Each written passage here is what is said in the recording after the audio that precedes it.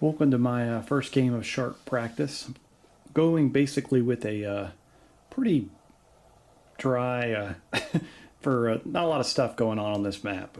I didn't want to make it too complicated because I'm already going to be taxed trying to learn a new rules system. A couple things I'd like to point out just for housekeeping sakes. Just to keep it kind of neutral, I used the infamy random map rules to just get the terrain and where it is. Just wanted to be impartial to everything, so not to be like favor one side or another. I'm just looking forward to playing this. Main objectives for this game will be this crossroads and that bridge. Both sides have 2 deployment zones, each on a road. These guys, the federal forces will have, they'll be farther apart. That's no fault of my own. I did random rolls for this. But they have one on the other side of the river, which is, no one can cross the river except for the bridge, so that could be an advantage. I don't know. And then the Confederates, they're, or the rebels, whatever you want to call them, will be those 2 roads that are close together, but they'll be kind of forced to be bunched up, which could be a disadvantage or an advantage. I have no clue. I've got some, got some woods, got the bridge, got the roads. Get down a little lower. Got some topography. Through some hills out here. Got some couple stone walls. Nothing too big for hills, but we got some. And we're playing on a 7-foot by 10-foot map. Which I'm just gonna... I know the ranges are a bit better with the rifled muskets, so this might give me some room to maneuver. I think if I went with the full everything, it would be a lot of... it would be a long time before the 2 forces met. So I'm going to start here and see what happens. Of course, as everybody knows, I've never played this game before. This will be the first of my game. I was interested in the American Civil War because I know enough to be dangerous. So at some point, this will give me the opportunity to do some reading on some battles. And just to get more of just what actually happened from a military side. I'm not getting into the whole the political sides of the slavery and everything like that. That's not what my channel's about. It's just just miniature wargaming. And I don't want to even get into that stuff because of that's caustic, especially in America, and I think probably globally, but I'm not going to speak for everybody else. So that's enough of that. But this entire sharp practice campaign, I'm going to basically call the Battle for the Bluegrass campaign. So I'm from, I'm not from, I'm presently living in Kentucky. So Kentucky was a border state in the Civil War. Both sides got forces from the state. Both sides tried to get Kentucky to join them. I think in the end they mostly were Union, but the rebels, the Confederates, did do an invasion of Kentucky, and they really thought that if they could get to Frankfort, they could instill a pro-Confederate government in there. And that was actually the battle that was down the street from me, which kind of got me into this in the first place, was the Battle of Perryville, just down the road from where I am right now. That was the biggest battle basically in Kentucky, I think. Those historical battles I will get into at some point, but that's probably going to be more when I get my 6mm stuff done, which I am making absolutely no progress on. Very excited to report, but at some point I will we will be getting stuff done with those. But right now we're doing a skirmish game, which I'm excited about, and we're doing 28mm, and just sharp practice from the two fat lardies. I'll take a pause here while I gather my thoughts. I don't have a script. I never do, and if you can't tell, and I'll just see if I missed anything. As far as I know, I didn't miss anything, but I'm sure I did. I'll figure it out later. Done the map. I'll show the forces in a minute. We've got the deployment zones. After we do the forces, we'll do force morale. And I'm planning on playing a couple games in a row of this. So hopefully I can get 3 games out for you over this coming up weekend. It's Thursday right now. And I'm not going to start tonight because I'm really trying to... I'm playing around with my editor a little bit, and I'm doing... playing around with the forces and stuff like that, and trying new things. So the hobby within the hobby. So, and then tomorrow, hopefully have an easier day at work, get out of here and start playing, and hopefully be able to knock a game out in a day, and then get into another one on Saturday, and maybe another one on Sunday. You never know. I'm fired up for this. I've been looking forward to this for several months, and it's nice to be done with the first part of the models, the miniatures, and here come the forces. So enjoy. I'm gonna enjoy the heck out of it, and we'll see you in a minute.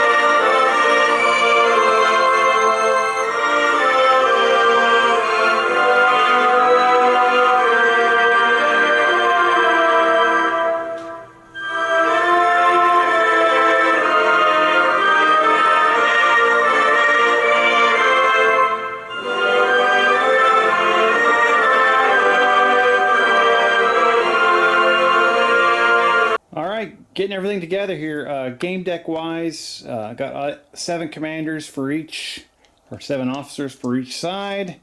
By the rules, with the amount of groups we have 6 flags in each for each side in there. Then you've got the Tempest Fugit, which goes by a different name, of course, in this game, but I'm going to screw that up continuously, so no big deal. We'll do force morale here. We're all regular troops. There'll be a +1 of these rolls, and we'll see what that is.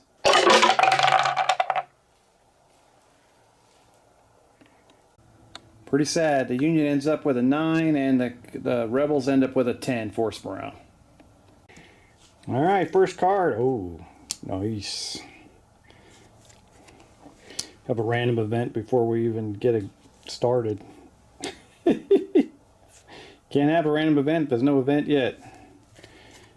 All right, let's figure that out. Holy crap, we're playing sharp practice. I'm stoked. Second Lieutenant Daniel Potter leads his skirmishers onto our battlefield. Fired up. All right. 12 inches from a deployment point.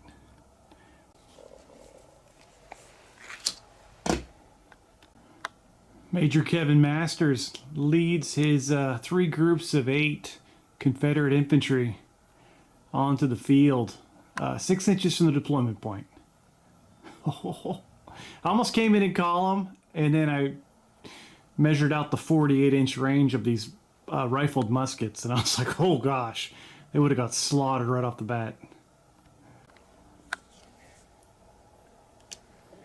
All right. Major Jemison Kirk leads his 3 groups of 8 Union infantry onto the field, trailing behind the skirmishers a little bit.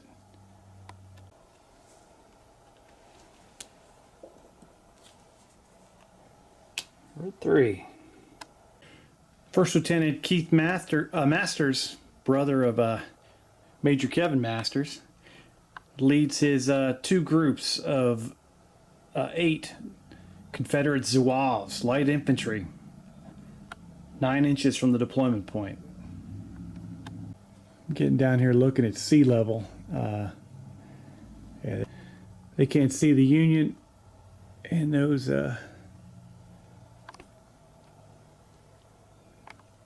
soldiers over there are not visible either.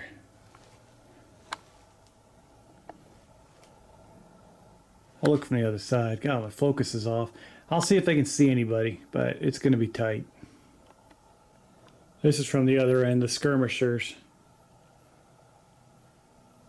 Focus is. If I focus on them, I'm going to drop down to ground level. No, that ain't happening. No shooting. Thought I'd get to my first shot there in sharp practice, but not quite yet. Oh, we're at 6. I got my 4s and my 6s mixed up all the time. Second Lieutenant Nicholas Turpin leads his group of 6 Confederate skirmishers out onto the field. They're literally an inch and a half short of being in range of those Union skirmishers down there in the trees. Blue flag, another blue flag. That's 2 of them. Let's see if we get a random event here. Nope. That's red 4. It's Captain Chris Cassagna leading his 2 groups of 8 Confederate infantry out onto the battlefield, coming off that side deployment point, backing up the Zouaves. Rebels are making a presence here.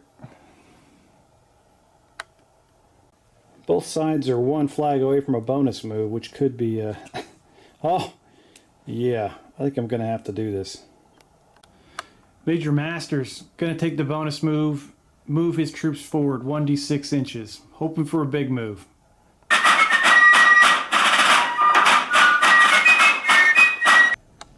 At least it isn't a 1. They'll move forward 4 inches and we'll see where we are. They could probably fire, and you know, especially these end guys down here, this group, since we're firing through more than 4 inches of terrain, of trees, they could hit a couple of those guys down there. But we're just going to take the 4-inch for the win, and no extra shock. And yeah, there'll be plenty of cards later on. They just moved forward 4 inches. That was a bit anticlimactic, but it was still fun. Ooh, Big Daddy. Colonel Clarence Willard, Hatfield III leads on the Citadel's graduating class of 1861 onto the battlefield. These boys are put together. They're well drilled. They come on in line formation to the Confederate right, flanking the river. Woo. Confederacy is looking good here. They're representing. They're on the map in a nice little formation.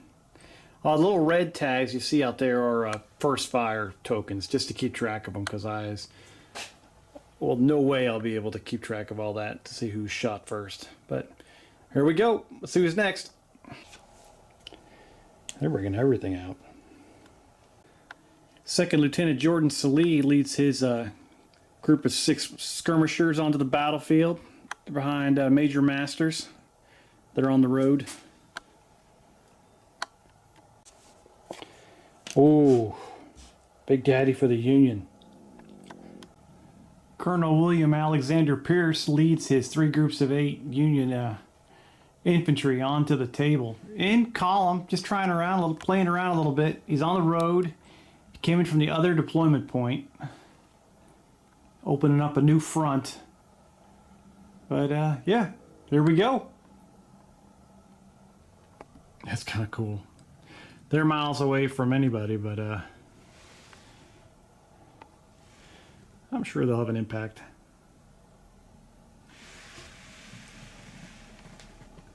Oh, awesome. They've got every single unit on the field. Wow.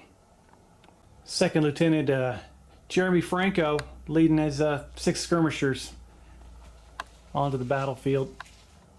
Really loading up this side over here.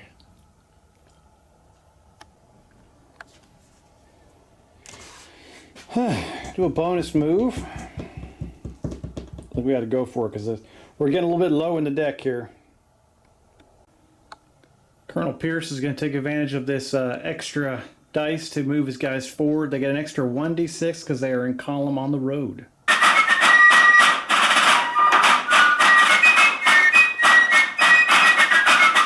After a mind-blowing 6-inch move, Union infantry is that much farther down the road. My luck, it could have been double ones, like I said before. They're on the move. Colonel Pierce is happy.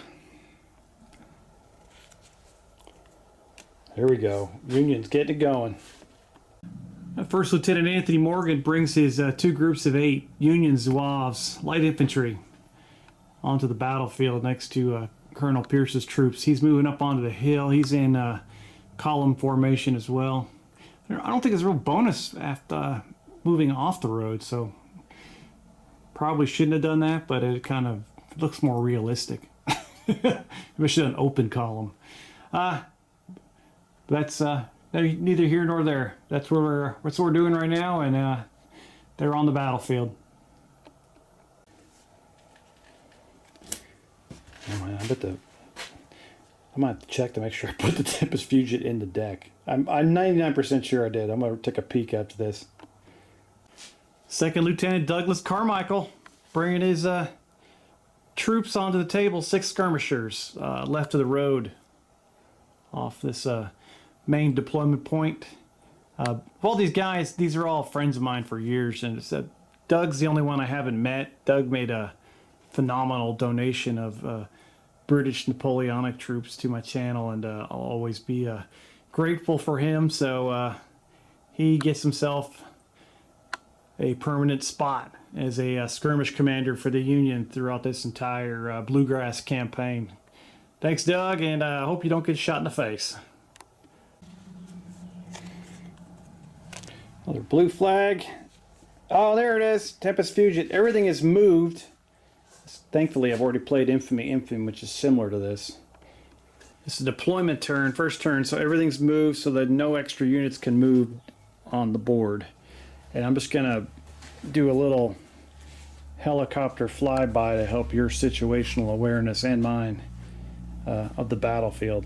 Confederates kind of blend in there, don't they, little buggers? Confederates have got everybody on the board. And, looking decent. Who knows? Could be a good tactic. Union's got 1 main infantry line out there and 2 skirmish groups on that side of the river.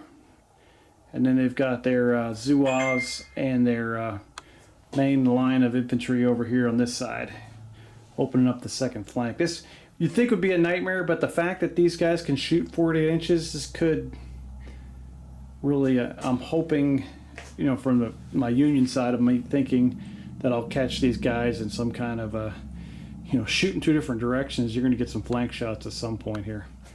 So we'll see if it works. Probably won't. That's why I was a medic in the military and not a line officer. So, and so 2 units did make it on the table. Got one more 2 group of 8 Union line infantry and 1 skirmisher. All right, next turn. Oh, start right off with Blue Leader 1.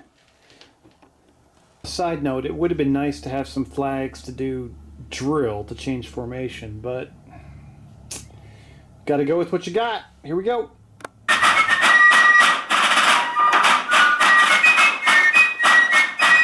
Colonel Pierce is super stoked, moving another 7 inches forward down the road. I'll be getting a little anxious. They're coming up on the bridge, and that means they're coming up on the Confederacy. You need some cards to do some drill and get into line formation. Blue 5. Lieutenant Salih's going to add 6 inches to his movement, move to these trees and see if he can get far enough to start laying down some fire on the oncoming Rebs.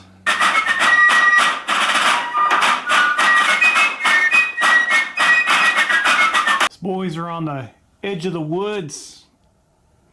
They're going to use their second action to unload, use their first fire, and fire into these Confederate infantry. This is skirmishers firing at 33 inches. First fire.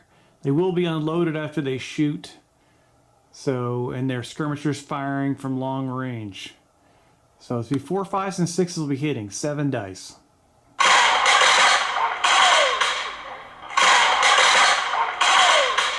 With 3 1s and a 2. Nice. 4 hits. 3 hits, sorry. Can't do math. 4 misses. These guys are infantry in the open. There'll be, I guess it's 1 per group. There's 3 groups here.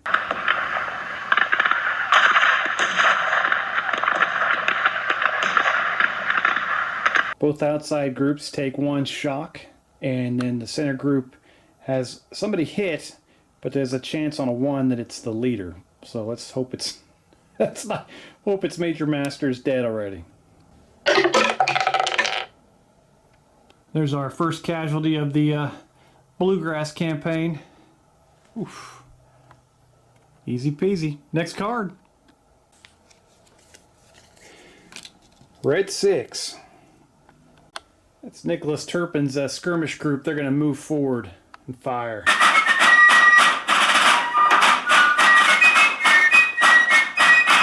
Second Lieutenant Turpin moves his boys up to the wall at the intersection. He is going to return fire onto these guys in cover. I think they get hard cover because their skirmishers get light infantry, get light cover automatically, and they're in cover, so they get hard cover. Turpin's boys will be unloaded after this, firing at those skirmishers, hitting on 4, 5s, and 6s.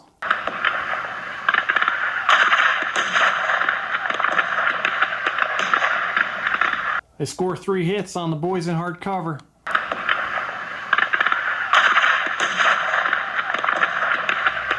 They just shoot the hell out of the trees and do no damage. Blue flag action. Red flag action.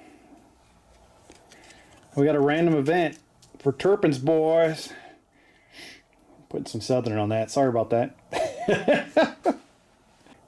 Fouled barrels. I'm going to mark them with like a brown token.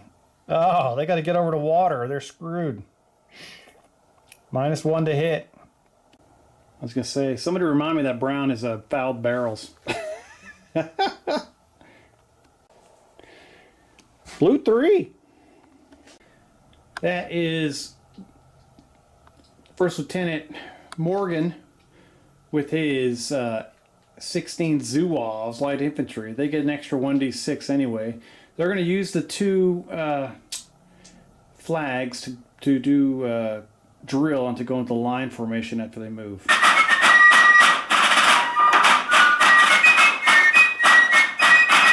Union Zouaves move into line formation. They're at the top of that ridge, closing in on the, well, they still got a long way to close in, but out of range right this moment. Blue 7. Second Lieutenant Jeremy Franco brings a group of 6 Union skirmishers onto the side deployment zone. That should be the end for these guys. I think the last unit of Union, if they do deploy, will deploy in the face of the Confederates over here to my right. And then everybody will be on the table.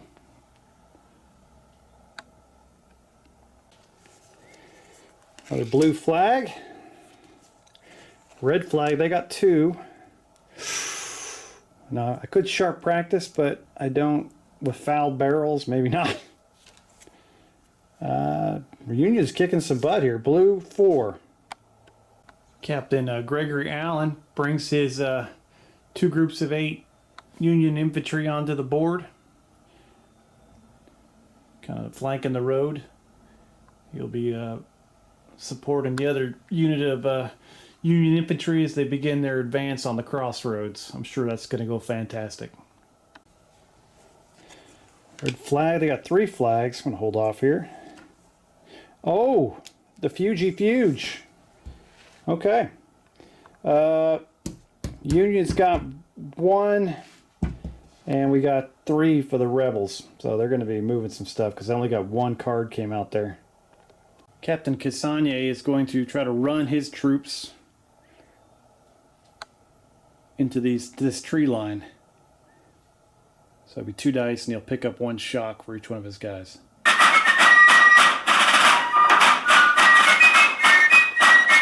They have moved up to the edge of the trees. They'll get light cover. They've each taken 1 point of shock, each group. And Cassanier is just out there checking it out. Stand in front of it all. As the sniper gets ready to blow his head off. Sorry, buddy. I love you, Chris.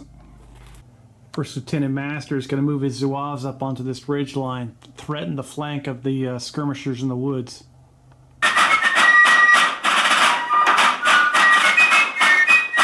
Cassania's got a little bit of cover to the left as the hill rises up. He's only on the first level of it all.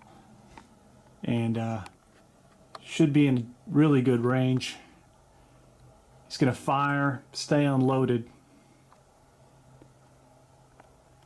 All right, we got a volley. One of our bigger ones here. Should be fun. I think it's 3, 4, 5, and 6. I'll do the math again real quick. This is not quite a flank shot. They're still in the front arc. But, you know, with being light infantry and effective range and their first fire. 18 dice on 3, 4, 5s, and 6s.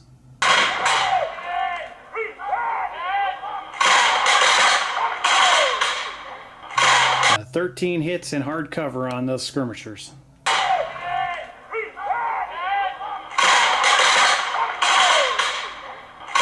The boys in the trees get plowed. 3 kills, 5 shock. 1, 2, or 3, it's the officer getting hit.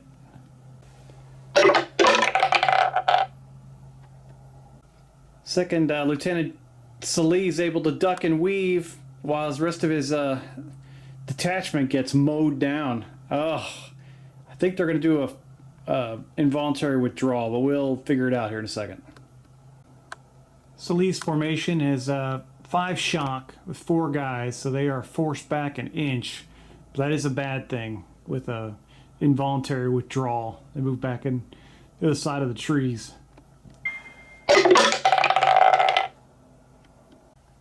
That will have no effect on the force, their force morale as a group.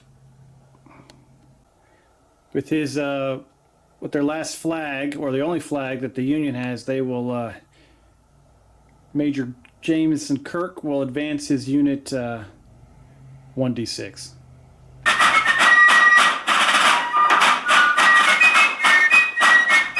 They don't really have a clean shot at crap. They've advanced 4 inches, and then the final move, I believe, Confederates will advance with their that line. Major Masters will advance his line forward.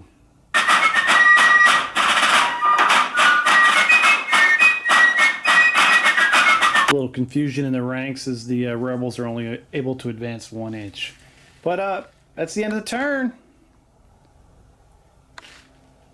Devastating volley from the Zouaves for the Confederacy, blasting away at Second Lieutenant Salih's skirmishers in the trees, driving them out of there. Definitely was a... Besides that, it was a Union turn. They got most of their guys out. Got to keep advancing. I'm not used to the movement on this game yet, so it's going to be a little while, but that's fine. I'm loving it. Cool. All right, see y'all in a minute. All right, next turn. Red flag starting off. Oh, right into skirmishers. Blue 7. I messed that up, bro. That was Second Lieutenant Ethan Jones over here on this skirmish group. They're going to move forward 2d6.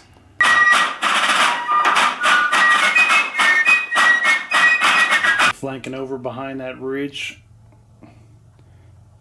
Trying to get into position. It's going to take a while. Red 3. It's First Lieutenant Keith Masters and his Zouaves just hammered these guys. They're going to give them another run for their money. They're going to load and fire and be unloaded again. They'll be hitting on 4, 5s, and 6s. 18 more shots going into those skirmishers. They will get cover because half the unit's concealed in the trees. So they'll be up to hard cover.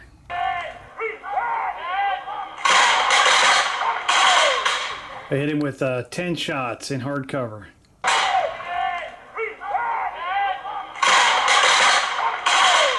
Just one kill. Let's see if it's Salih. Second Lieutenant Salih gets hit or not.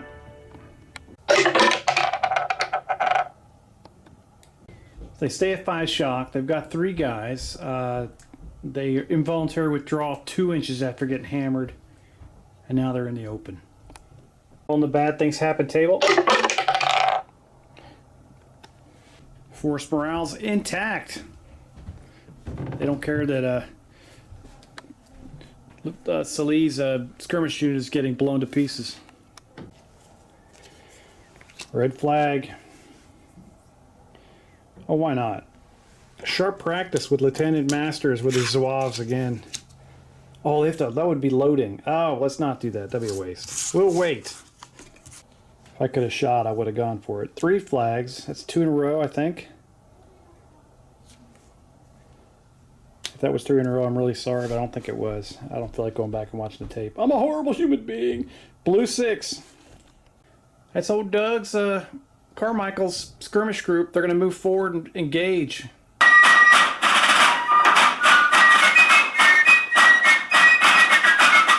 Doug's got the skirmish group at in hard cover with the foul barrels ahead of him at long range, so he's going to blast away.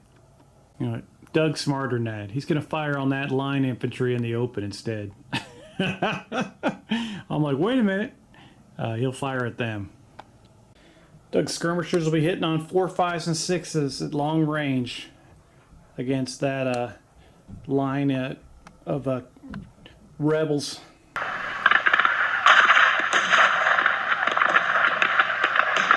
Line infantry's hit with 3 shots. I'll take 1 on each group.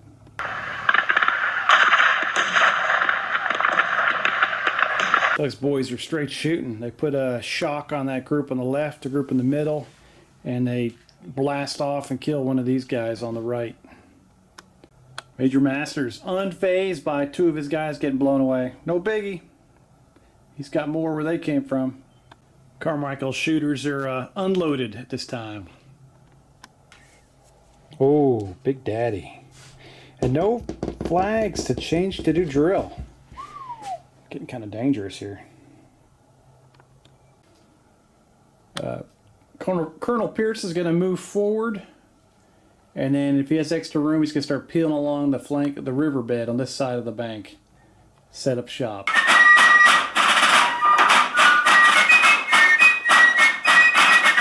Colonel Pierce is excited to point at some water for his guys. He's probably pointing at the rebels over there.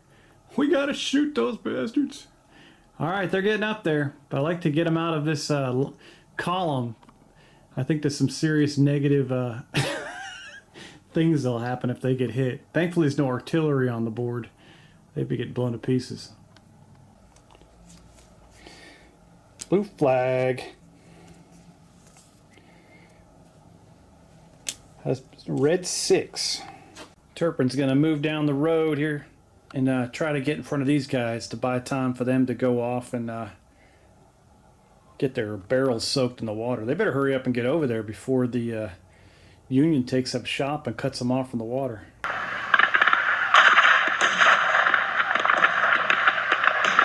Turpin's boys are going to be unloaded after this, but they're going to fire at old Doug. Put some rounds in old Carmichael's skirmishers. We'll be in leg cover. Actually, I look again, they got that ridge line. I'm going to give them heavy cover. They got that ridge kind of protects them up there. 7 shots hitting on 4, 5s, and 6s. First fire. Skirmishers at long range.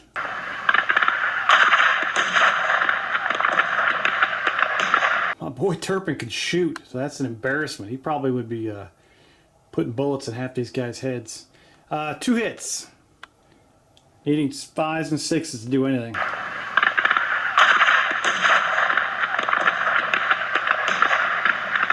The 2 guys that can actually know how to shoot shot pretty well. They did 2 shock on Carmichael's boys.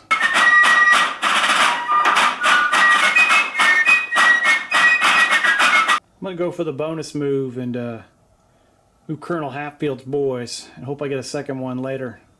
They're actually going to run. Try to move out here and get in position to, in case Colonel Pierce gets stuck in formation in that column. They're going to start wearing him out.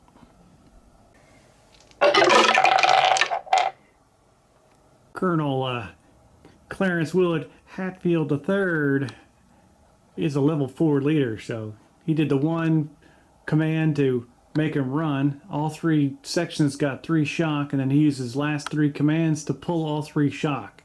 So that was like a freebie for him. Beast mode level 4. They are out there. If his card comes up again, he can go again for everyone who's a noob to sharp practice like me. Oh gosh. Red 5 after that red flag. Well, I got shocking. I got Turpin and Salee mixed up there. That shooting earlier was Turpin's boys. Was Salee's boys. Turpin is he had the foul barrels. He's going to try to haul butt towards the water. Not much hauling there as they kind of get this. At that rate, they might take about a week to get there. All right, red 4. That's Captain Consigne. They can see the the Union up there. They're gonna present and fire, and they can only present 1 time. Captain Consigne is a level 2 leader, so he'll pull 1 shock too. They'll be unloaded after this. Long range, first fire, presented. 17 shots hitting on, no, 18 shots hitting on 4, 5s, and 6s.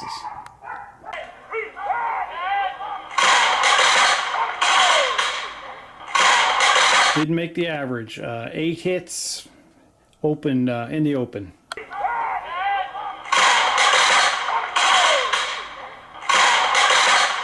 I forgot to split them up, but that's okay. Each group gets 1 shock. That was some pretty terrible shooting.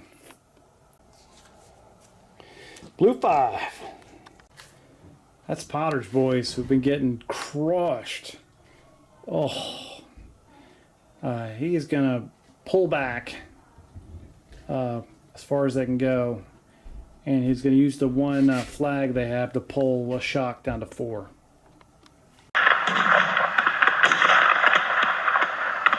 One action left, so they're going to turn around and fire at long range. They're going to lose 2 shots for 4 shock. So basically it's going to get 1 shot at long range, needing a 5 or a 6.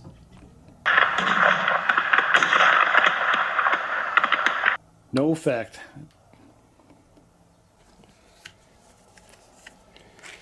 Red 7. Lieutenant Franco, he's going to start moving to the right, try to support against the Union presence over there, since they seem to have this in hand a bit over here. These boys are back on the deployment point. Kind of put them out the wrong direction to start. Blue flag. Blue flag. Red 2. Oh. That's Major Masters. He's going to advance in the face of all the fire he's taken, which isn't that much, to tell you the truth. Just lost 2 guys so far. He's a level 3 leader, so he's going to do the same thing. He's going to do the run thing and pull shock afterwards.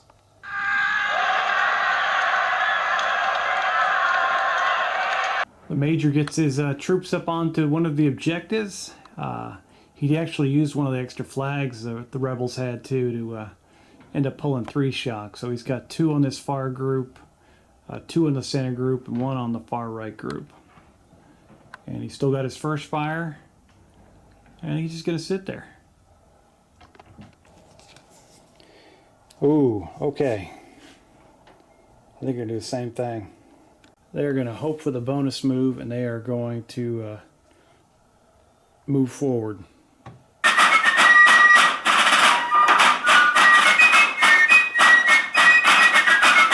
Union's on the struggle bus, having a hard time getting off the start line here. Major Kirk moves forward. He actually pulled 2 shock, and these guys have presented. Their card comes up next. They're going to be blasting straight ahead.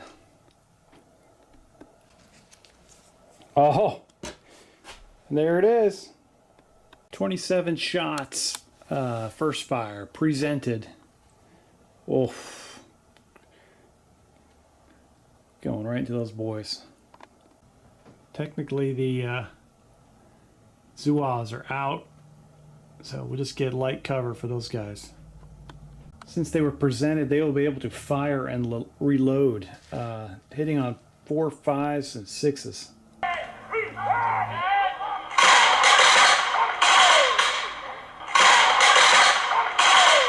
13 hits and light cover. Sorry about the blurry. 7 hits on the group on the right with the leader's not attached to.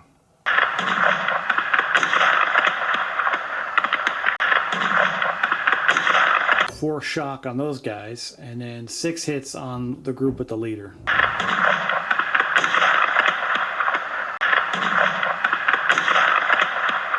Two shock and a kill on that side, so woof. So 6 shock overall, and 1 guy on the left wasted. They're not skirmishers, so the leader can't get hit on that one. And yeah, nice shooting. Group on the right already had 1 shock, so now they're unloaded with 3 shock on the right, 4 shock on the left, and 1 casualty. Kasanya got to get his crap together. Red flag. Blue flag. Oh, will be a firing event. Oh, sorry, 2 cards at once. I fat-farmed that one. Ooh, Big Daddy. And that's a double move for him, too, so he got to go earlier. So he'll do the same thing. He's going to run and then basically take away the shock. There ain't no smoking at the Citadel. Hatfield's got those boys running.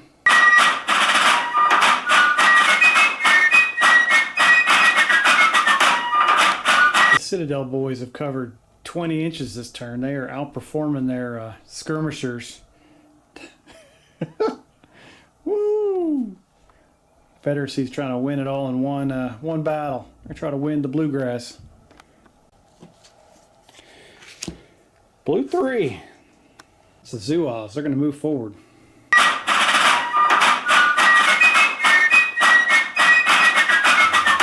Zouaves continue to flank to the left.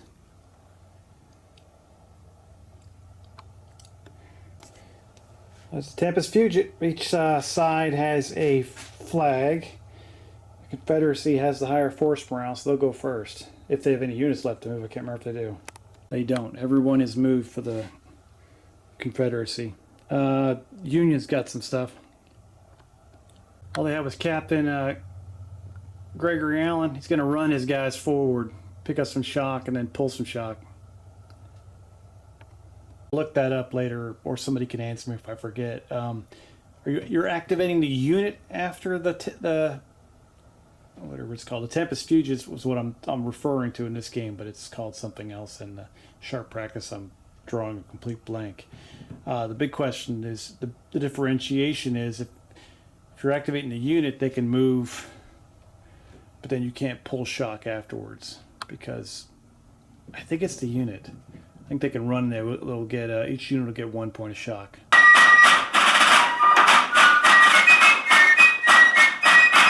Union's finally getting off their start line. This Daniel Potter's skirmishers are in disarray, getting destroyed. Probably just gonna have to hide them and make them just pick off people from somewhere. But we can deploy. The Union can deploy. You know, Colonel Pierce's unit on this riverbed, and then get First Lieutenant Morgan down here and get him deployed. I don't think I moved that skirmish. Yeah, I did move that skirmish unit. They're like the first unit to move. I was trying to remember. Yeah, if they can get them active and start firing, it'll make a big difference. But right now, the rebels might have the advantage.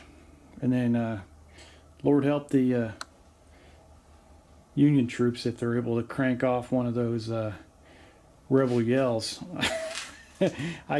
These guys don't have Surly. I know Travis from Tabletop CP he's just thrilled with the Surly rule. These guys are stubborn, and I think that the Union troops, for the most part, can, especially the regulars, they can present and fire all day long, and the rebels can only do that with the graduating class of the Citadel for 1861. Those guys are a cut above the norm.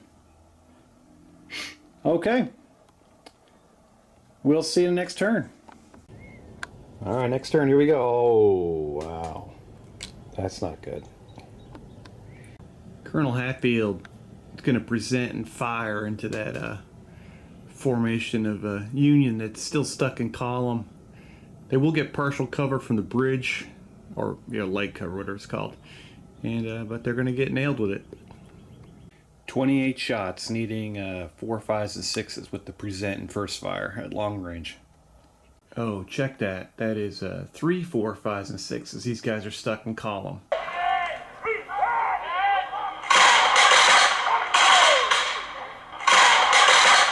Oh, screwed up and got stuck in column. That's just the way the cards go, buddy. 6 hits on the front group, and then 7 on both back groups. And the colonel is in the front group, of course, but they're in light cover.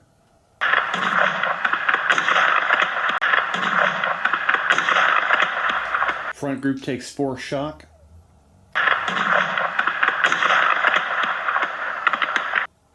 Middle group lucks out and just takes 2 shock. I can live with that. And the last group now.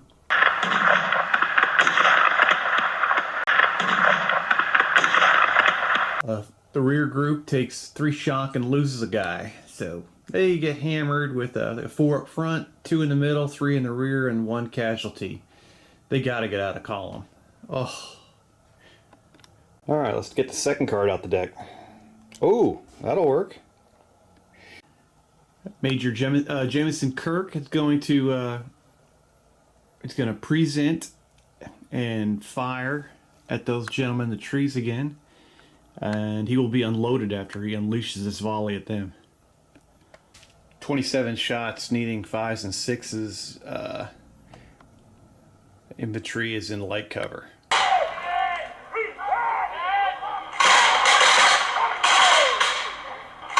Pretty good shooting by the by the Union. Got to get my sides straight here. 6 hits on the group without the officer, and 5 with the groups with the officer. 11 hits.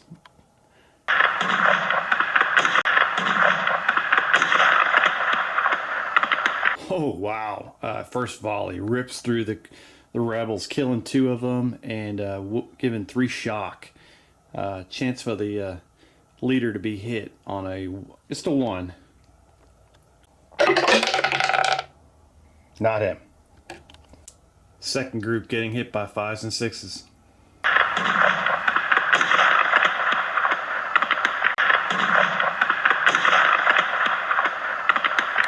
That's actually 4 5s and 6s. To take 1 shock, they lucked out. They get crushed. Group on the left still intact with 5 shock. Group on the right's down to 6 guys with 6 shock. That includes the captain. Blue leader 7. It's Second Lieutenant Ethan Jones way over here in middle of nowhere. He's gonna just start running.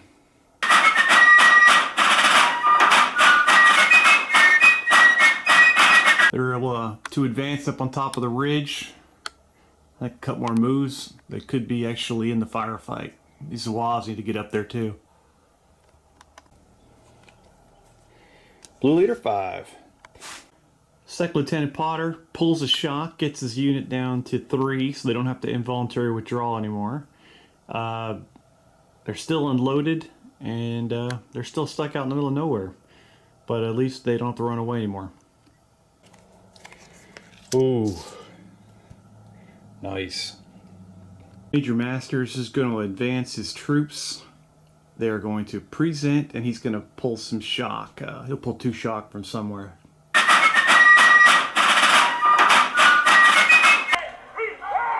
All 3 groups have 1 shock. They are presented. Done a slight wheel to get facing towards those guys. And they're ready for action. Red flag. Red leader 5. Second Lieutenant Jordan Slee is going to try to get his boys to move forward to that wall. And yeah, they're going to move and reload their muskets.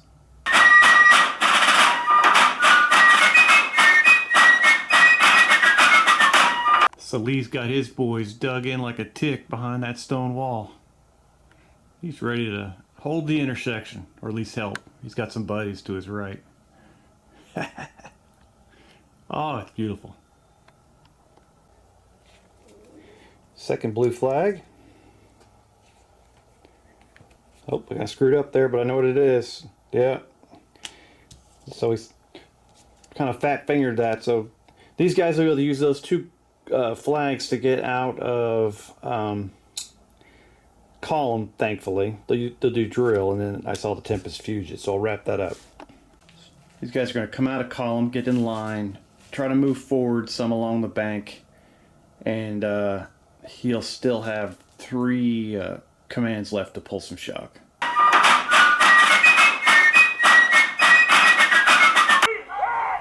These guys moved up along the river, got into line finally. A group up there's got 3, the center group's got 2 shock, the right group's got 2 shock. They are presented, so they moved and presented. They still have their first fire, so they're ready to go.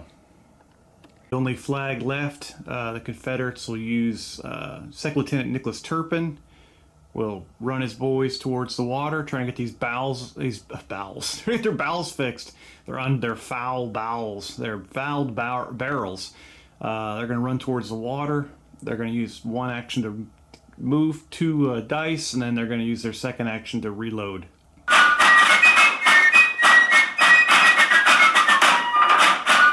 They are closing in on the stream, and that'll be the end of the turn. Whew. Things are heating up on the battlefield here. Nice.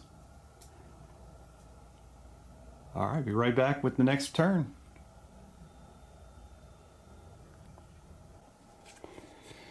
Ooh, right out of the gate. Red leader 1, Hatfield. He's going to unload. I was debating about moving forward, but got to get some superiority here. Put some shock on these boys. Load and fire. Be unloaded again. I'll be hitting on 6s. Okay, might not be the smartest move, but we're going to move forward, load, and present, and hope we get 4 flags before the Union gets a chance to fire.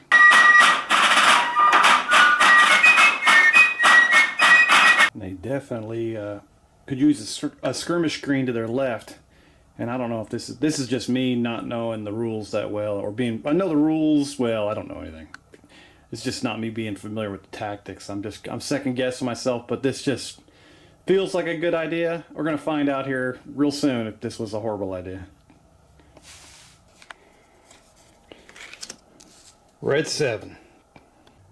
That's Franco back here. He's going to try to move up and support the Colonel. Colonel Sanders, I'm coming, baby. He wants that KFC.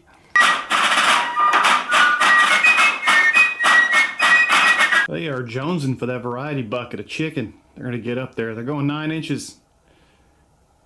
Go get them, boys. These guys need to get to that water. Those barrels are terrible.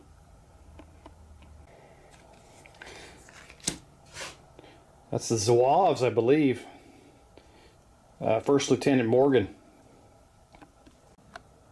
They're gonna... This confuses me. They're light infantry, so they get an extra move, but I guess they can't run because they're skirmishers, but they're in formation, so I don't know. But 3 dice seems like too much. They're gonna go, I guess they're always running. They're gonna go forward, and that's the dealio.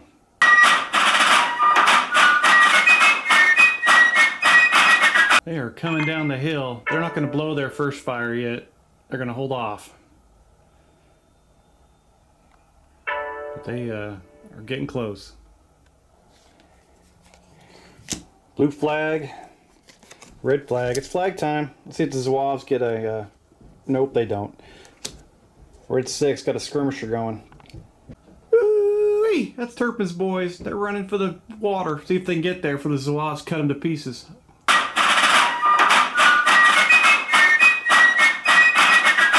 They move up. They're frantically cleaning their barrels out in the water. I'm going to count that as their second shooting action. It would seem unfair to run up to the water, clean your gun, and then you still have an action to shoot. So, a little bit.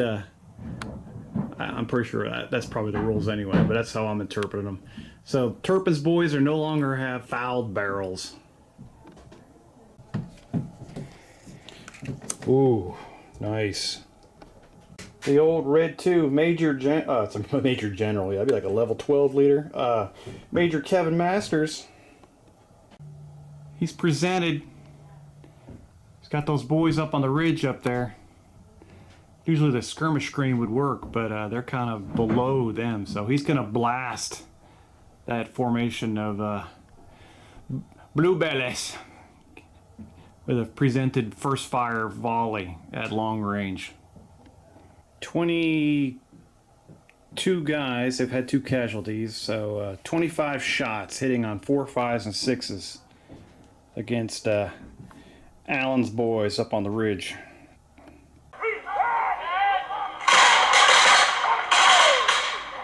They get 10 hits on these boys, so they're gonna take 5 aside. We'll do Allen's section first here on the left.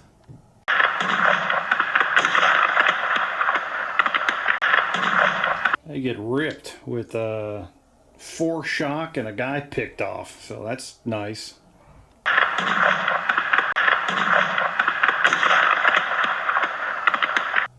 Both groups are up to 5 shock, and these guys have had a casualty in the left. That was Masters boys 1. Presented volley. They're allowed for the game. They're going to be in the uncontrolled world now. They might have to close the distance and do some rebel yell. So Major Master's going to have his work cut out for him. They're regular troops, so it shouldn't be too hard. I think it's 3, 4, 5, and 6. You bring them under control.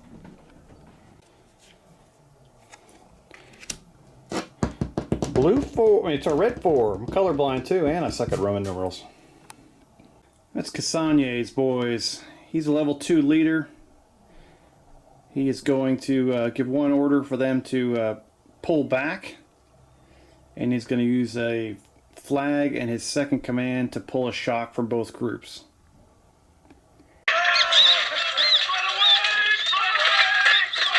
These boys pulled back behind the trees. They can't be seen now.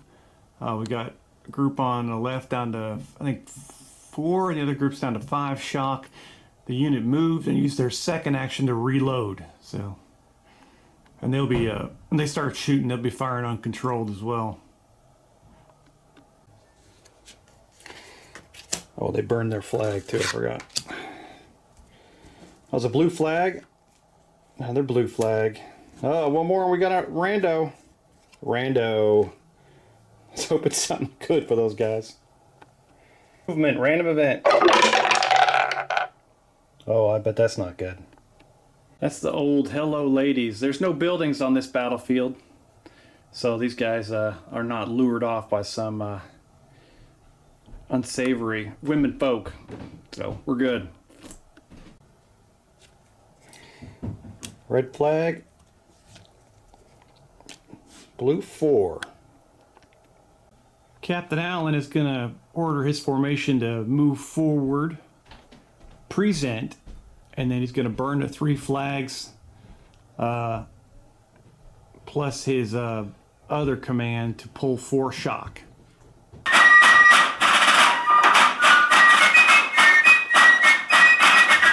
With their 3 shock on both groups, they barely, they didn't go anywhere. I let them wheel a millimeter.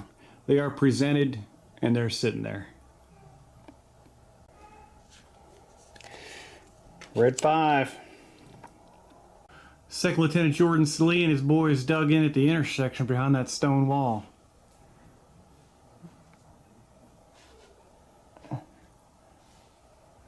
You can see Allen's boys. You can also see those skirmishers down there. They're going to fire on Allen's boys. They're going to fire and reload. Long range. But they are skirmishers at long range, so they'll be hitting on 5s and 6s with level 1 leader, 7 shots.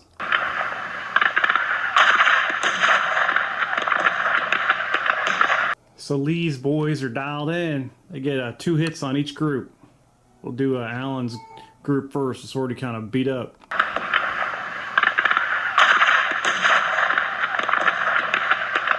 One shock on that group.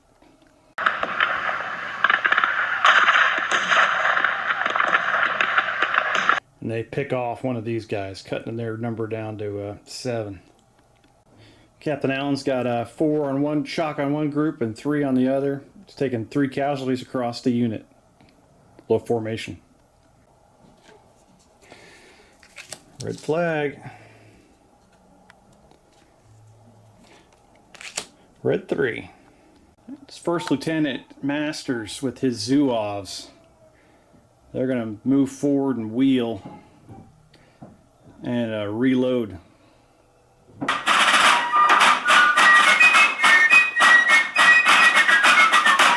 Those boys are coming around the mountain.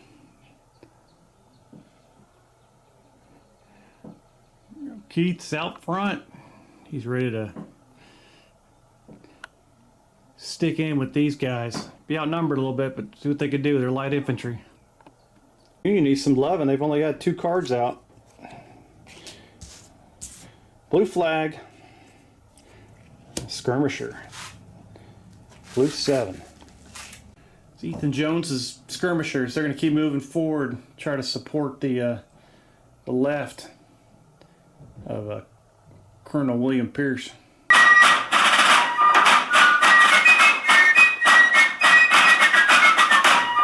I think some good tactical placement by Hatfield. It's a bit of a daring shot there. Threading the needle between trees and their own guys. So I'm going to say, no, these aren't sniper rifles. I'm not going to give them a shot. Oh, that's not what Hatfield wanted to see. Colonel Pierce is going to pull shock, a bunch of it, and then basically fire and reload. It's a presented volley with a whole lot of muskets. Colonel Pierce is going to use 1 command to order his troops to fire and reload. He'll use remaining 3 commands plus a flag to pull 4 shock, decreasing all of his units to 1 shock. And so we're going to get 27 shots presented first fire. I think at effective range. This could be brutal. Yeah, these will be hitting on 3s, 4s, 5s, and 6s. Oh.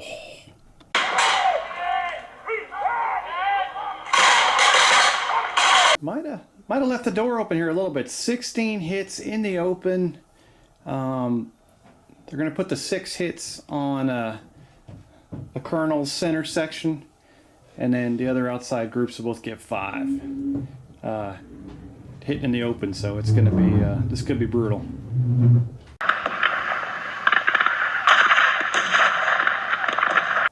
They luck out. They take a shock and a dead.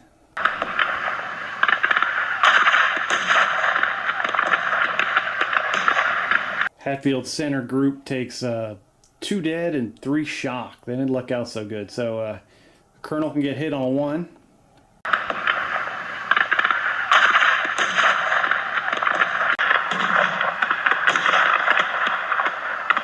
And the far left group takes 2 dead and a shock. Colonel's formation, the Citadel class of 1861, gets hammered a little bit. Let's see if Hatfield can get lucky and get that 4th flag. They'll need 1 more. They can return fire. Oh, oh yeah, you know they're going to. Colonel Hatfield pulls 3 shock from the center group, so he's got 1 on the right, 1 in the center, 2 on the left. Only going to lose 1 firepower. They will fire a presented volley straight ahead, and they will reload. 22 shots hitting on. Oh, actually, they lose 1 for the shock. 21 shots hitting on 4, 5s, and 6s.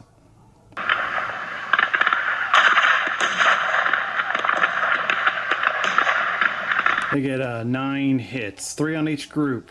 Kind of underperformed a little bit, but oh well.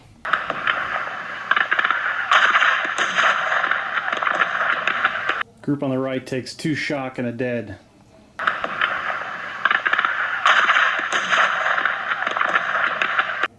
Center group takes 2 shock.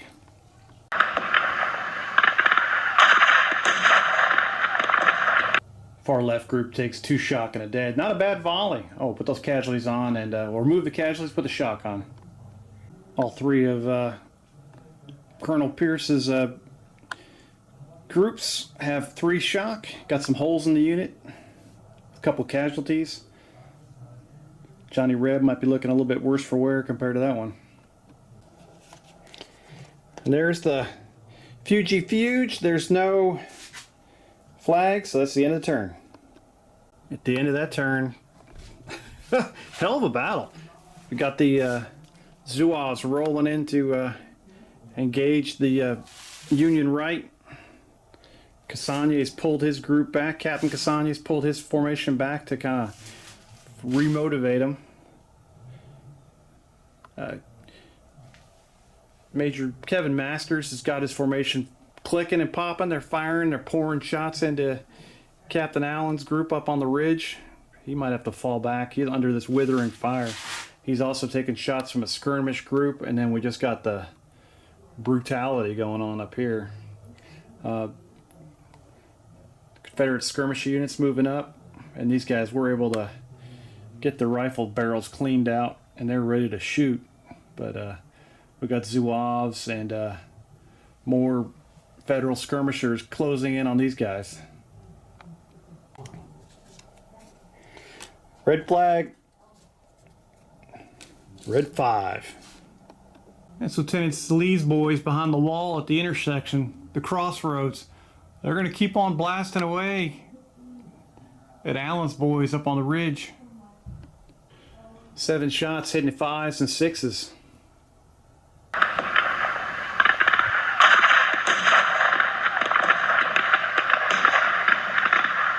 I scored 3 hits on Allen's boys. They're going to put 2 on his group and 1 on the other.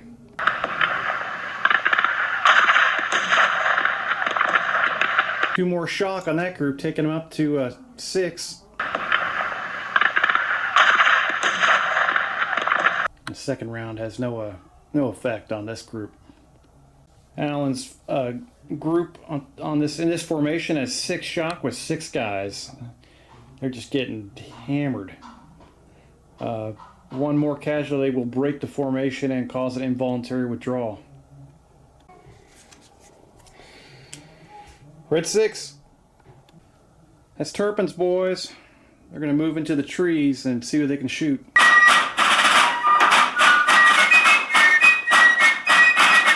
Turpin's boys have occupied that small group of trees there. They will fire on Colonel Pierce's group from the cover of the woods at effective range. They will be unloaded at the end of this.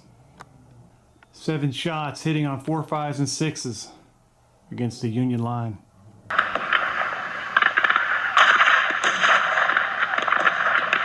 Nice shooting by those boys. 5 hits. They'll put 2 on the left group, 2 on the center group, and 1 on the far right in the open.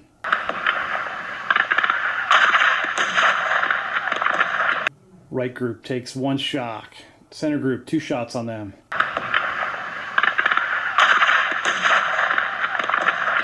Two shock on those boys, and then 2 shots on the left group.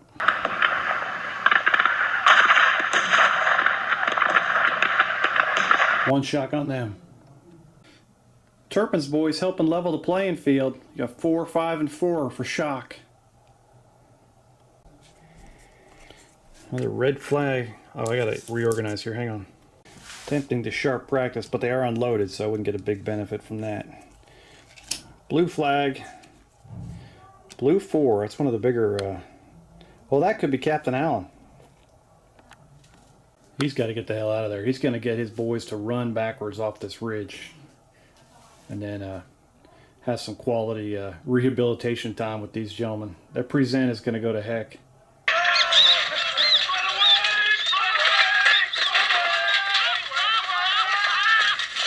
Both groups pick up a shock from running. He's able to pull 1 shock because he's a level 2 commander after his 2 run moves. And yeah, you got 6 shock on the left, 4 on the right, and they are no longer visible. They've lost their present, but they still have their first fire. Uh-oh. Blue 1. All right. Colonel Pierce is going to use 1 command to present and fire. Use his other 3 commands and 1 flag to end up pulling 4 shock. He'll pull all 3 of his groups down to 3, so he'll lose 3 shots total from the group. But they will be present at effective range. So 19 shots hitting on 4, 5s, and 6s. They will be unloaded.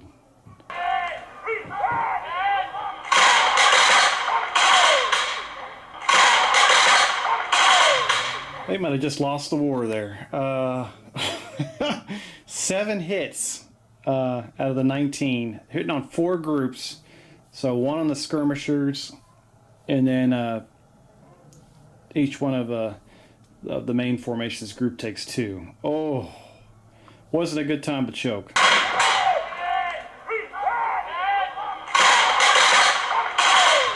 No effect on the skirmishers in hard cover. And we're going to go left to right.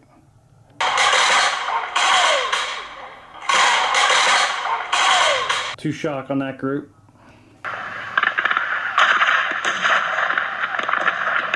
No effect on the center. And 1 shock on that group. Oh.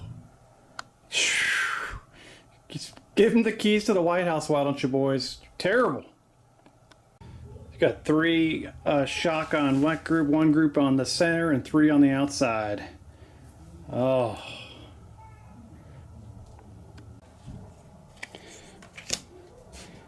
I think it's the Zouaves. Red 3 is Keith Masters' Zouaves. They're going to take their free move to move forward. And then they're going to present and fire. And be unloaded.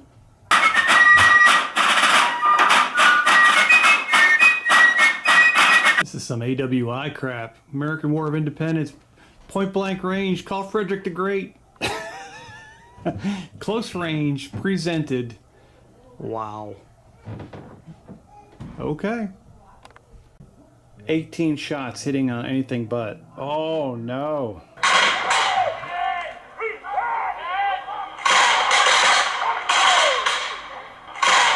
Two butts. These guys are hammered with 16 shots. Oh. Group on the right hit with 5 rounds in the open.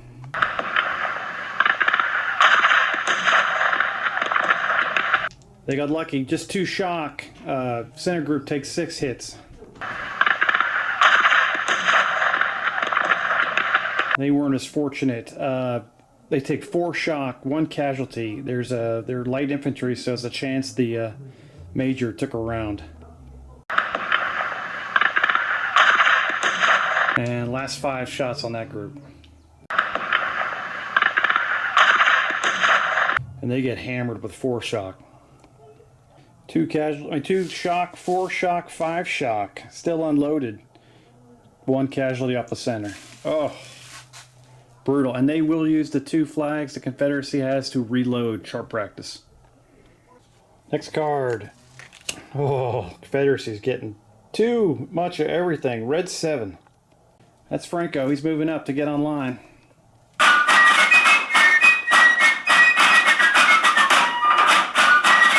Franco's boys are on the way to the front line. Not sure if they're going left or right. They're probably going to help out the colonel. Oh, very helpful. Blue 2 is Major Jameson Kirk. He's got no flags to deal with. He is level 3 though. He's got to pull shock. He's going to load and fire to do some casualties, but it will leave him unloaded in the face of these guys that aren't far away. 5 shock out here on the left, 3 in the center, 1 on the far right now. So he'll get back 2 shots he would have lost. And they're going to blast away at close range at the Zouaves. That will get light cover because they're light infantry. They're hooking and weaving. Actually, I'm going to take that back. They're light infantry, but they're not in skirmish formation, so they already get the +1 to shoot for light infantry. So they will those chillax and they'll be in the open. 23 shots hitting on 4, 5s, and 6s.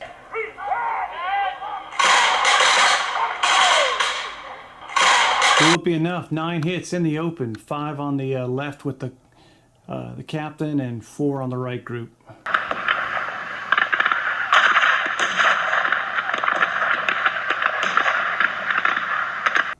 That was terrible. 1 shock.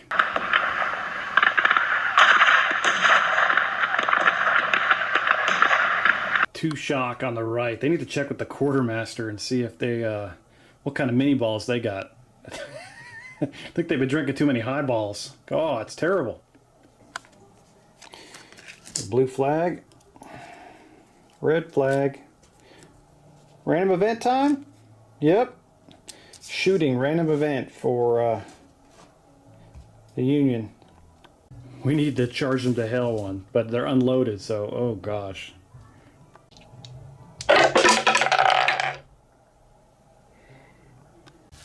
Three rounds a minute, that's awesome. Very, very, very handy. They will reload. They will not be unloaded in the face of the Zouaves. Confederacy is immediately going to use those 2 for sharp practice, and the Zouaves will fire again. 17 shots hitting on 3, 4, 5s, and 6s.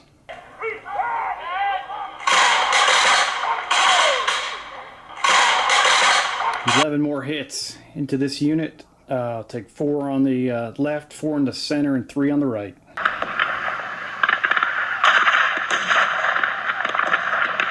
A shock and a dead.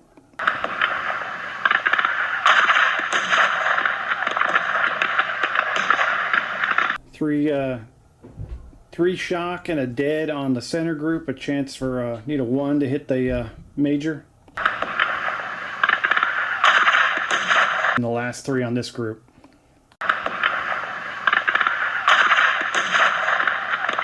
Just a dead on that group. 6 shock on the left group, 6 shock on the center. Thankfully the color party's on the center group. And only 1 shock on the far right group. They're just getting blistered.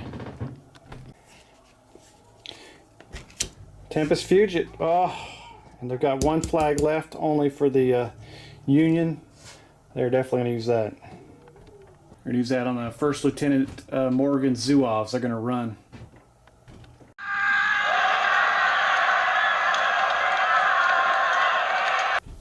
They move up next to Colonel William Alexander Pierce's unit. I don't think they can be snapped in. They'd be snapped in by the commander.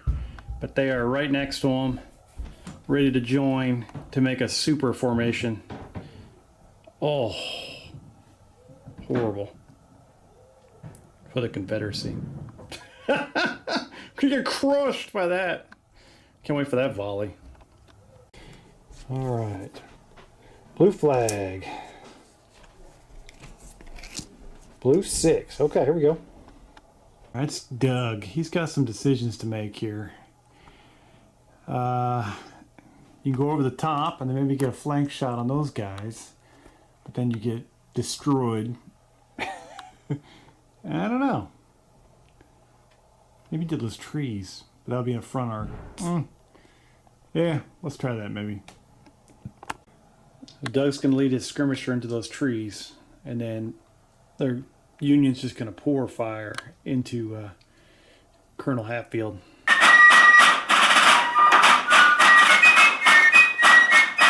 So we got a real good move. They still have their 2 shock. They're going to fire, remain unloaded, and they're going to shoot. I got to measure the distance. Normally it'll be 7 shots, but 6 shots at effective range, hitting on 4, 5s, and 6s.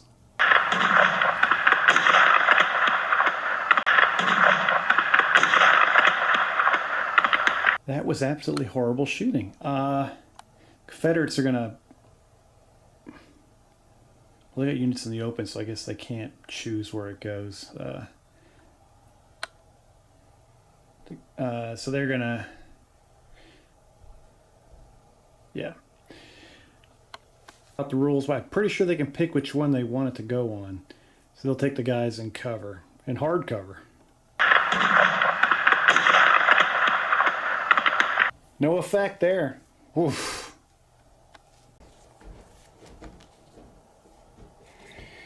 The blue flag. Ooh, there's a big one. Blue 1. So this is going to be a mess. First command to pull the Zouaves into his unit to make a mega unit. Second one will be for everyone to fire and then reload. They're going to be off. Oh my gosh, because these guys are already unloaded. So there's going to, these guys will load and fire, and these guys will fire and reload. They're going to be off. He's got to try to get them back on swing. And then he's going to use the 2 flags and the rest of his commands to pull 4 shock. So now he's going to have 2 on that far group there, 2 on that group, and 1 on this group. And I'll have to figure out how many dice this is going to be, and it's going to be horrible. Alright, this is going to be confusing. There's going to be some brown and black dice in there, a bunch of them, for the Zouaves. They're going to be hitting on 3, 4, 5s, and 6s. These guys are going to be hitting at 5s and 6s, as well as that first fire and the light infantry bonus. And then, yeah. So, it's going to be a mess. Lots of dice, and they're going to wear these guys out.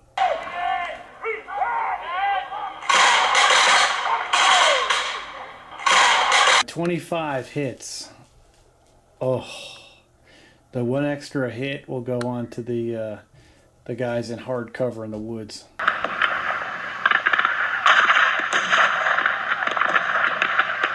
Skirmishers in the woods will lose a guy and will take 1 shock.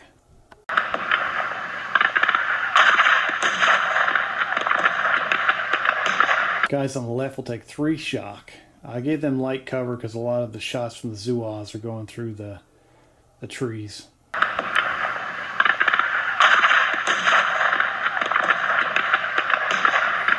Center group takes 4 shock and they lose a guy.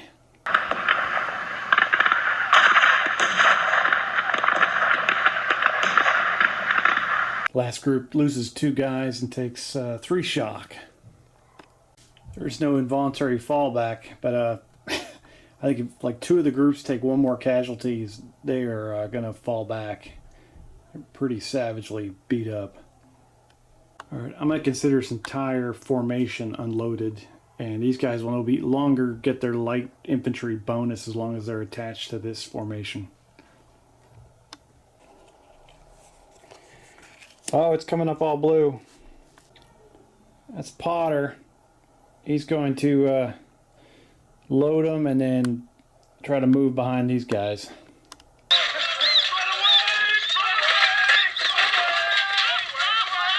They're over there now. Oh, Union stacked the ballot box. I like it. Major Jameson Kirk pulled 2 shock off his left group and his center group, and his third command will be to... Ooh. I'm gonna have a little fun here. We're gonna present and fire and remain unloaded. 19 shots hitting on 3, 4, 5, and 6.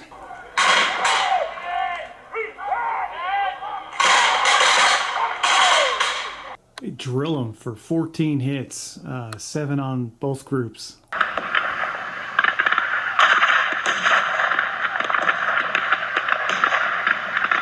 A kill and 3 shock on that group. Time for these guys.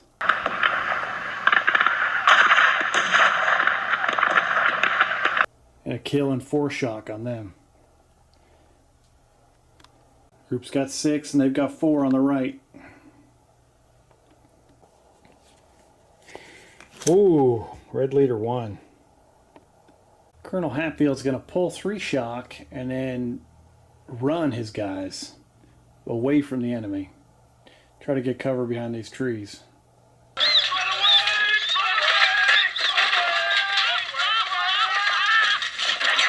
So they end up behind these trees. 2 groups with 5 shock, 1 group with 6. And leaving the skirmishers out there, but oh well. Got to try to conserve this group and get them back out there. Blue flag. Red leader 3. First Lieutenant Masters pulled a shock off that far group. They both have, well, I can't remember right now. I know it's down to 5. And he's going to load and fire. He's not running yet. And they'll even move forward 6 inches with their free move, or try to see how many inches they'll go forward. They got a lot of shock. This might be tough. No, and if they roll 6, they're going to get 1 inch out of it, so they'll stay where they are. 12 shots hitting on 3, 4, 5, and 6.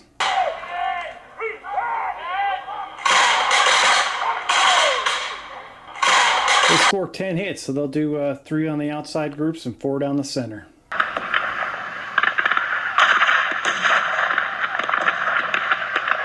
Kill 2 of them.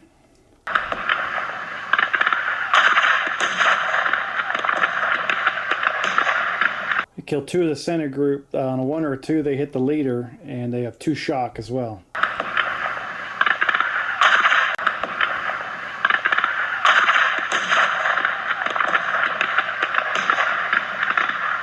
What a volley. They kill off 5 of the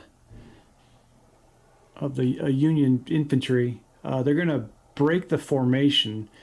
The group on the left and the group on the center are both going to do involuntary withdrawals. They're going to fall back 1 inch on the left and 2 inches in the center. What a mess. Have to break out 3 unloaded tabs because now we've got 3 different groups. They've got the skirmishers back here too, so it looks like 4 groups. This will be a bad thing for 2 involuntary withdrawals and 1 formation broke. I believe that's a bad thing too. First involuntary withdrawal. It lowers their force morale down to, what is that, 8? Second one. I'll lower them down to 7. And now we've got the formation broke. Oof. Takes them down to 5. Oh, brutalized. Oh, end of the turn. I've only got 1. They never got a single flag. That's terrible. We will move somebody for the Union.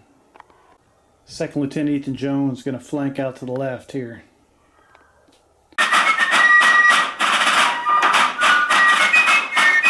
Short turn, but a brutal turn. Zouaves hammer down on a Major Jameson Kurtz formation. The Colonel Pierce's formation drove off the rebel formation. Well, they forced them to change tactics. They didn't drive them back. They kind of fled fled for survival before they did. They were close to buckling. Like one more shot on two of the groups would have been, they'd have been a broken formation too. It was just one little plip away from a whole different ball game here, and they'd be down to 5 or 4. And Ethan Jones ran up there. That's really all that happened that turn.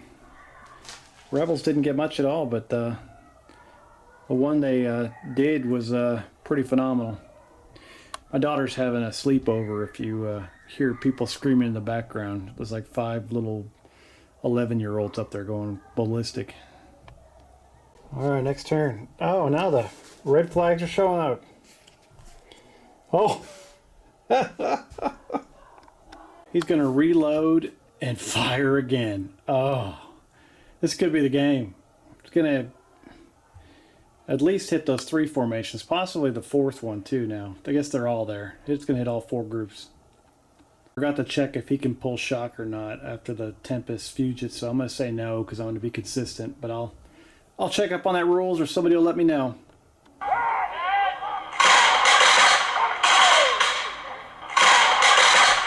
Only 8 hits this time, so 2 on each group. Front group first.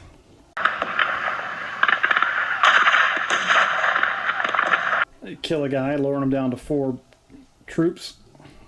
Command group next.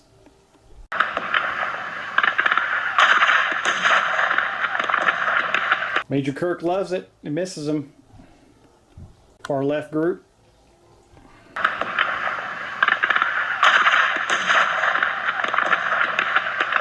They kill a guy. They're down to 5 now.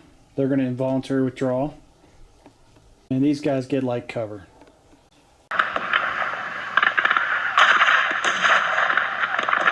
Potter's boys take another shock and lose a guy. They're going to involuntary withdrawal too. So 2 involuntary withdrawals, 2 bad things happen. Potter and his 1 rifleman fall back 2 inches.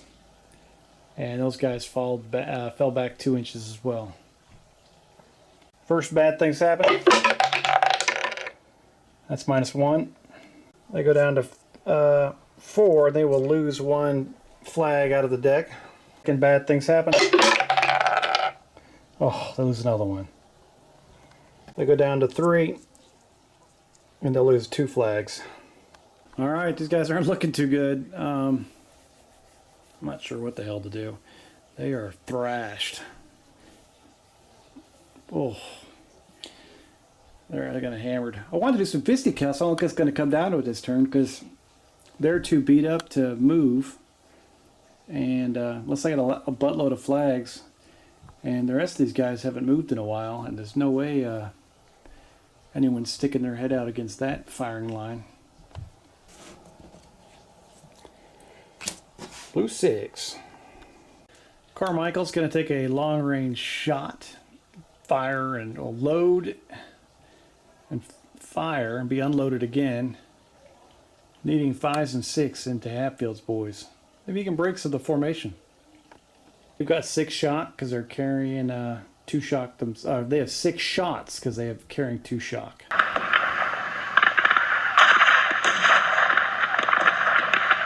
Score 3 hits, 1 on each group.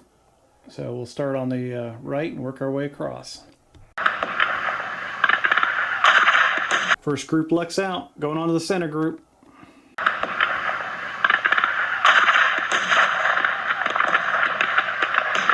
They will take a shock. I got to go over there and see what they got left.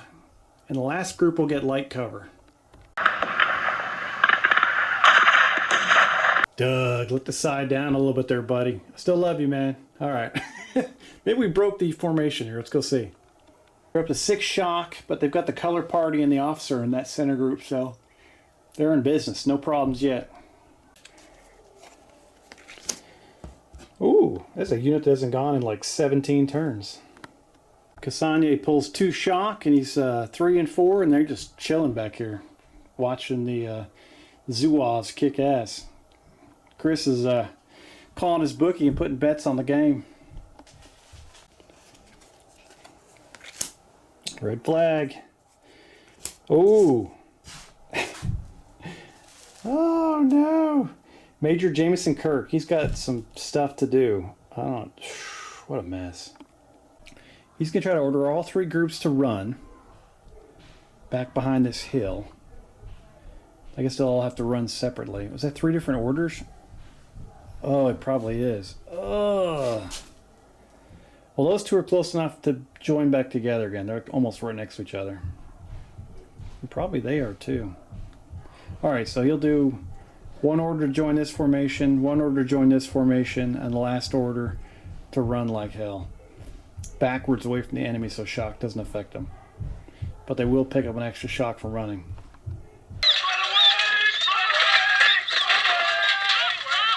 Trying to hide behind that ridge line. I don't know if it's going to work or not. Plus, these guys are right there in blast range too. I'll take a look from the other side to see if they can see him. At least this far left group might be in trouble.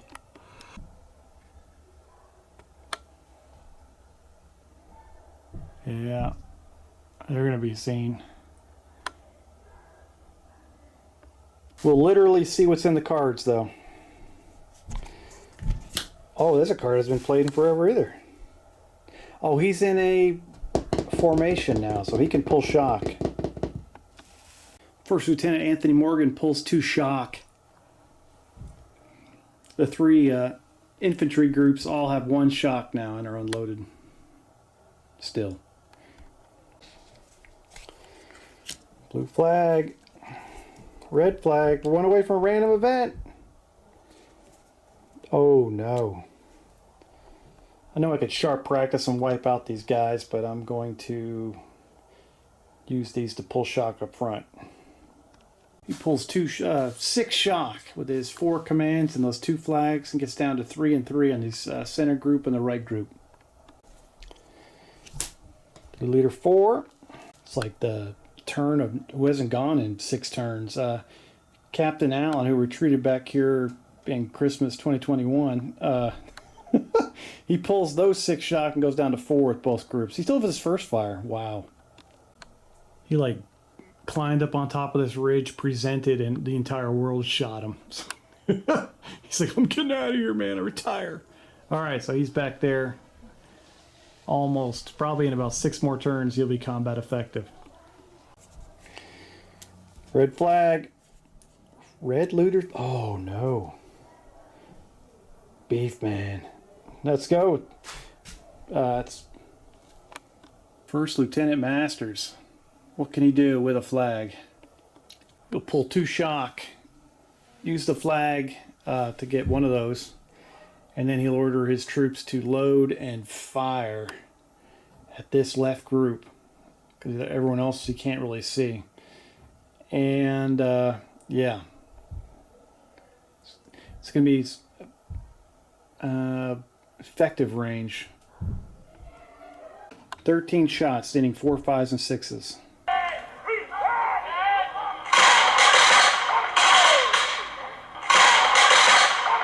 They straight up choked, only got 3 hits. The Union's excited. Hope it's not 3 6s.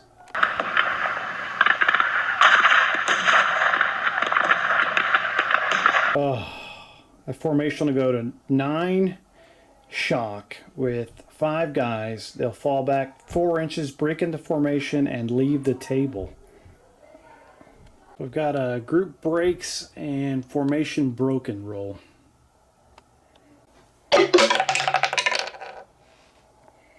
Another -1 down to 2.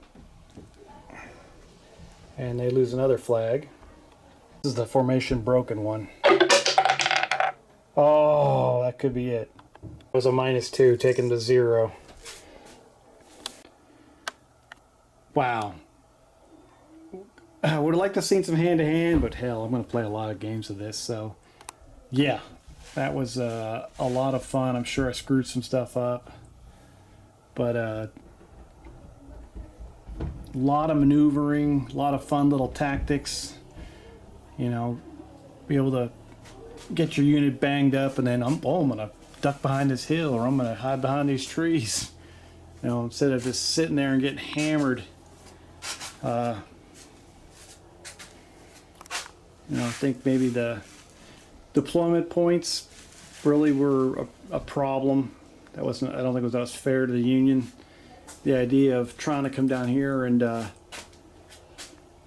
getting these guys like an L-shaped ambush might have worked if the distance that they had to cover wasn't so immense. And the cards really didn't come out for the Union either. They just, I mean, the guys over here never got off their start line. They, and then just got driven back, and then there was basically, they had nowhere to maneuver. They tried to hide behind that little ridge there just to try to save the game. But, nah. And, yeah. But overall, I mean, lots of good movement, good space. The ranges seem to work with the bigger table. I don't think going any bigger than this would have been, I don't think it's necessary. I might put them sideways at some point and just doing a big field battle at some point, but with some flanking, but that'll be with the artillery and stuff. That actually might be even a bad idea. I might just leave it like this. I like having the space for housekeeping down there and dice rolling, and then down here storing troops and stuff. So, but yeah, good win for the rebels, starting off the Battle of the Bluegrass campaign. And I'm gonna thumb through the book and pick out a scenario that I actually could do, and one of the pre-made ones, and see if it'd be fun to play. Just yeah, just try out. Might as well try out. They got a couple, like 6 or 8 things in the book. Might as well do them. I've got 4 cannons coming, so that'll be the next thing. And then after that, I'll do the cavalry, you know, kind of dragoon units, and that'll be the end of what I want to do. I might add another 8 Zawas onto each side, but you know, I don't know. I might just leave it at this. This is pretty darn big for a skirmish game. We'll call it quits on that one, and just keep playing with what we got. And then I got to paint stormtroopers at some point, and get into chain of command, and maybe a little bit back into bolt action. Go back and forth on those two, and add that to the repertoire. I'm kind of craving, after playing this Too Fat Lardy's game, to play some Infamy too. So that's all I got. Thanks for watching. Hope it was fun for you. I loved it. But hope you got a lot of minis painted. And looking forward to the next one. It was pretty cool how it was actually 0 force morale getting touched for a long period of time, and then boom, the freaking floor fell out on the Union. They just went from 8 to 0 in a real quick. Just one unit getting blown to pieces. Well, 2, because those Potters, Lieutenant Potter's skirmishers got caught up in the middle of that assassination line over there.